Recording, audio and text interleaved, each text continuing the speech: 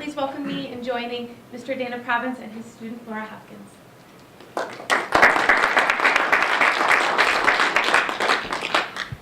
Well, again, my pleasure to introduce another talented student who's worked very hard and even had some initial challenges there at the beginning of the semester that really could have set her back, but she worked hard coming into the semester. And so that was critical, that really helped her kind of spring back into production. And just can't say enough good things about the both of them, but I want to present Laura to you here with her thesis research studies, and enjoy. Thanks. So my thesis is called Environmental Escapisms. I have an emphasis in metals and jewelry. So my thesis statement says that environmental escapisms is a series of wearable art handcrafted from traditional metalsmithing techniques which explores the themes of the fantastic and the imagination. The works are intended to trigger the viewer's imaginations, setting off cascading thoughts of make-believe from which one can escape the negative emotions of this world as they view the tiny environments and surreal animal-like figures. In my presentation today, I want to talk to you about the theoretical and conceptual framework of my process, some history of jewelry, as well as some historical art movements that have influenced my work, some other artists that I look to for inspiration, my use of media, and at last some of the work that I've gotten done. So for theoretical and conceptual framework, hasn't everybody here felt some kind of emotion like anxiety or stress or depression? You would probably say that these emotions are not good emotions. Now, when you have these emotions, you probably try to find a distraction from them. So the purpose of my work is to create an escape from these negative emotions by creating for you a positive experience. This experience will take place in your imagination. My hope is that my works will trigger your imaginations by providing for you an environment to escape to, as well as a happy companion to keep with you. So a little background about me. While I was growing up, I experienced a lot of anxiety. I was eventually diagnosed with generalized anxiety as well as panic attacks. But this diagnosis is not the important part. The important part is the way I cope with these, with my stress. As a child, I had so many imaginary friends and was always escaping to imaginary worlds. As I got older, I started turning to art. I was drawn to a lot of other people's art that allowed me to escape the world, that distracted me from what I was feeling. I then started making my own art, and I really liked making three-dimensional things because I could wrap my hands around it and really take a part in it. And I really like making these little creatures because I can think about how they'll move or sound or act, and it just completely pulls me out of any negative emotions of my life and into a happy place. So I use my own imagination to create these creatures. And then I want them to trigger your imaginations. And this relates to Escher's statement that if you want to focus your attention on something non-existent, then you have to try to fool yourself first and then your audience. Now I want to talk to you about the title of my series a little bit. It's got two parts to it. The environments, so like the ring that I'm wearing today is an island, and I have a tree and lots of other environments, but more importantly are the creatures. These creatures are used as escapisms. An escapism is defined as a mental diversion through entertainment or recreation as an escape from the unpleasant aspects of daily life. So in my case, these mental diversions are a pet or a faithful companion that will stay with you throughout the day as a part of your jewelry so you don't feel alone. Having such a companion with you is quite common today. One jewelry store says that animal pendants are quite popular, but pendants that portray pets are in high demand. It's because people like having that pet close to them, even though a real animal can't go in public places. So why did I choose jewelry pieces? Well, Soldering, another jewelry artist that I'll talk about later, points out that jewelry objects are often intimate objects that touch the wearer personally. either literally or figuratively. I want my creatures and their environments to be intimate items that touch the wearer in such a way that their imagination is triggered and they can be whisked away in a moment into their imaginary realm. I want my art to be wearable, beautiful, and fun. So not all of my pieces are wearable on a day-to-day basis. Obviously, I have two fingers kind of stuck together and I can't really do anything without hitting this.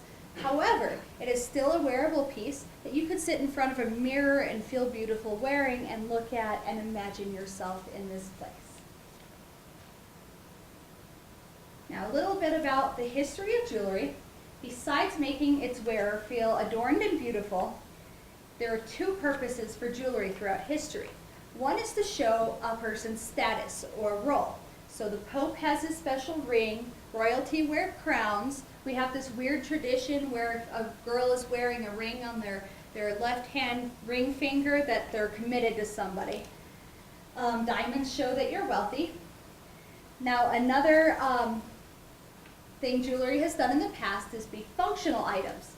So you wear your house key on a chain, so if you lose your key, you can get back in your house. Or, you know, there's these little bracelets that have clocks on them that help you tell time. And I mean, there's also poison rings, so if you have a really bad first date, you can just kind of forget about that. I want my work to be functional as well, not in a physical way, but in an emotional way. They provide, they are to be used as an escape, as a positive experience to brighten your day. So some of the historical influences on my work are Surrealism, pop art, pop surrealism, and fantastic art. Surrealism is a movement of the 1920s, and one source says that surrealist art describes work found to be a fusion of elements of fantasy with elements of the modern world to form a kind of superior reality. The modern world they're referring to is Sigmund Freud's research on the unconscious mind and dream states. So I use my work to mesh known and unknown characteristics to create original and unique creatures and environment. They involve recognizable characteristics of plants and animals, but are combined with those of fantasy to be unique. Pop art has many words that have been used to describe it. A few of them that relate to my work are popular, so liked and enjoyed by many people. I want my work to be enjoyed by adults and children. Transcendent, something producing results beyond itself. In this case, I want it to trigger your imagination, creating an even bigger experience than just the piece itself. And gimmicky, a device used to attract attention. I'm attracting attention away from any negative emotions that you might have. A common aesthetic for pop art is the idea of reproduction, as you can see in this work. Soup can after soup can. So my work, I try to relate to pop art by using mold making techniques. While each piece of my work is special, they all have a little miniature series. I created an anchor with a bunch of dancing fish on it that took a long time, but I can also mold more fish to turn into earrings that'll be a lot quicker. So pop surrealism, if I can make this work, that's on. Pop art and surrealism were both used for the art world itself. They were meant to be understood by artists. Pop surrealism is an underground art movement that was made for everyone to understand, even if you don't understand all of the elements of art. It has a broad range of influences, and some of which that influence my work as well are story illustration, science fiction, and animation. I also try to use some of the same playful imagery that's found in this work, in my work. Fantastic art, not to be confused with fantasy art. Fantasy art is fairies and dragons and frog princes. Fantastic art has a much broader range of subject matter, including things like space fantasy, imaginations, the dream state. My body of work turns to this kind of influence when I'm creating it. So some artists that have influenced my work as well are M.C. Escher, Ted Gall, and Shauna Ray.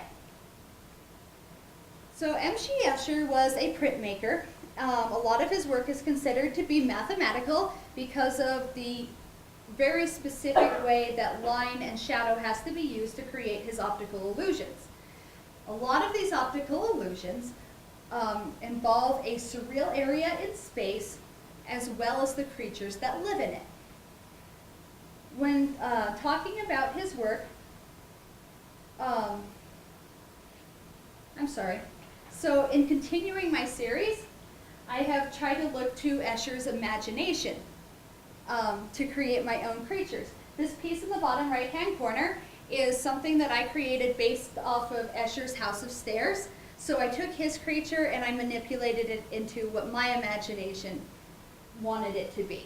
So as I continue my series, I try to pull away from taking these direct influences and really pulling just from my imagination.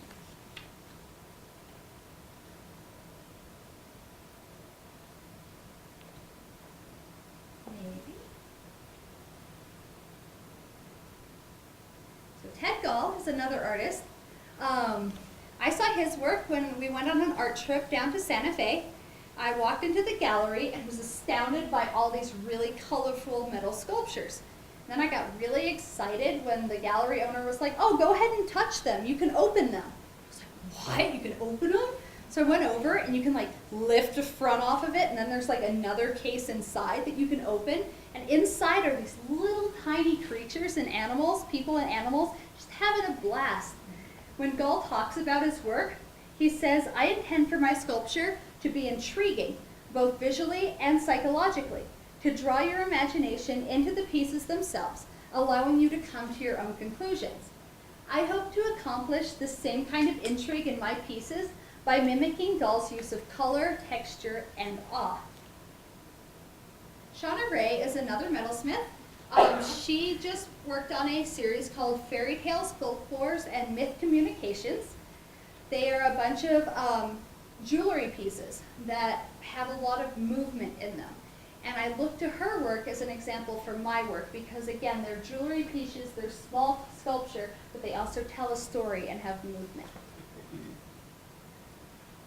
So now I want to talk about some of my technical choices and the media that I use. When people ask me what I do and I say I make jewelry, first thing that pops into a lot of people's head is, oh, you go over to Hobby Lobby and buy plastic beads and string and you buy a pendant and you make jewelry. Well, it's not exactly what I do. I use a lot more complex materials. I use metal, which I have to use then a complex process to create into jewelry. I'm not just buying the pieces that I use. My goal with my thesis is to take jewelry out of the craft category and into the realm of fine art. So I want to talk to you about some of the processes I use when creating my work. Again, the mold making process. I create a clay model with the basic shape of my creature or my environment, and then I have to pour a silicone mold around it. Then I have to cut the clay out of the silicone mold and inject this mold with wax. Then I can take this piece of wax and add texture to it with a wax pen and other carving tools. After I have my wax model, I will put it into a sprue. So that's adding little lengths of wax to it and putting it in this casing that you can see here. And then that casing gets filled with investment, which is kind of like plaster. After that happens, you burn all of the wax out of it, you heat it up and all the wax melts out of it, and then you can pour metal into that opening to create a casting.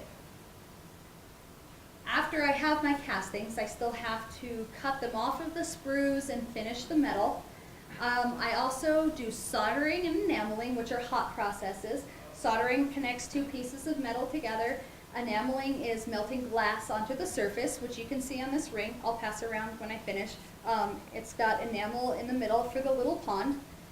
Cold connects include things like hinges and rivets, things that don't require you to heat up the metal. Cabochons and stones can be set into pieces. So over here, this is a piece of glass that I formed for this piece.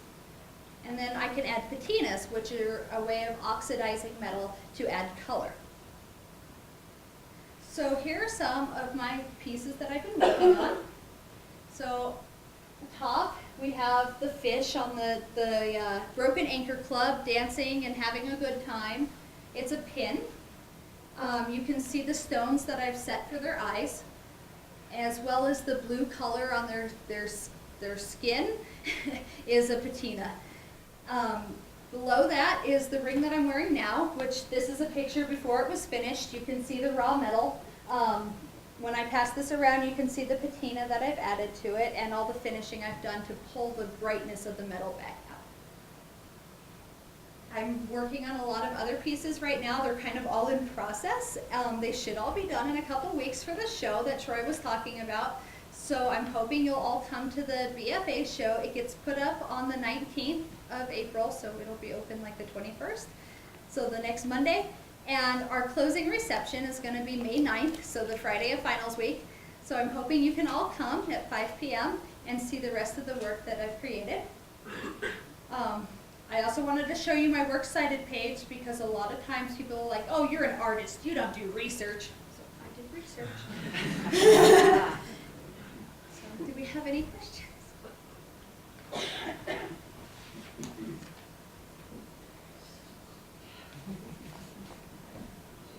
Right. Alex? It seems like your work is very detail-oriented, obviously. How important is that detail to your actual concept? I feel like it's very important. If it was more abstracted, some people would walk by it and not take the time to look at it. With it being more detailed, you can really get engrossed in it and pulled into it. When you notice things like my flower has a little tiny yellow center to it, things that'll keep your attention on it. How long does it take you to make one piece of It's hard to say. I tried to make like all my models at the same time, and then I could cast several pieces at the same time. The casting process itself, the kiln cycle is 12 hours. A mold has to dry for 24 hours, and then besides that, I spend 4 or 5 hours making the wax into the way I want it, and then finishing the metal could take another 3 or 4 hours. So it's a long process. How do you find like jewelry making as your medium? Did you ease into it, or did you know right away that you wanted to be doing molding processes?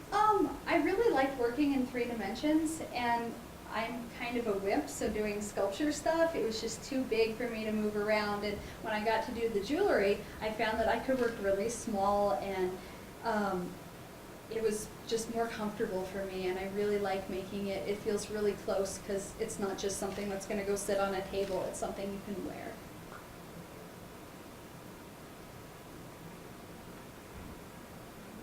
Can people see the ring Yeah, afterwards? I mean, you don't have to pass it around, I just thought. as long as I get that back at some point. Yeah. Awesome. Right. Thank you guys. Thank you, Ash. Here.